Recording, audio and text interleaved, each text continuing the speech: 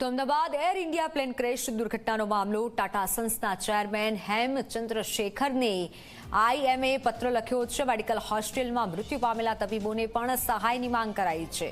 ટાટાએ મૃતકોને 1 કરોડની સહાયની જાહેરાત કરી છે। પ્લેનમાં સવાર લોકો સિવાય તબીબોને પણ સહાય આપવા માટે માંગ કરાઈ છે। મેડિકલ હોસ્પિટલ પર પ્લેન પડતા 4 તબીબોના મોત થયા હતા। વિદ્યાર્થી તબીબોને નુકસાન થયું છે, તેમને પણ સહાય અપાય તેવી આઈએમએ માંગ કરી છે।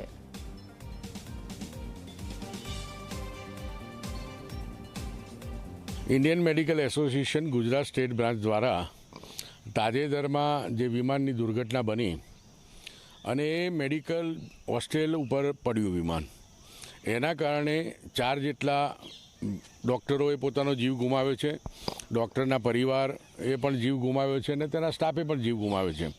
ટાટા સન્સના જે ચેરમેન છે એન ચંદ્રશેખરને અમે પત્ર લખ્યો છે કે આમાં મૃતકોને તમે 1 કરોડ આપવાની જાહેરાત કરી છે, પરંતુ આ વિમાન જેમના ઉપર પડ્યું તેવા તબીબો અને અન્ય લોકો જે મૃત્યુ પામ્યા છે એમના માટે પણ તમારે જાહેરાત ક્લેરિફિકેશન કરવું જોઈએ કે એમને પણ 1 કરોડ આપવા જોઈએ।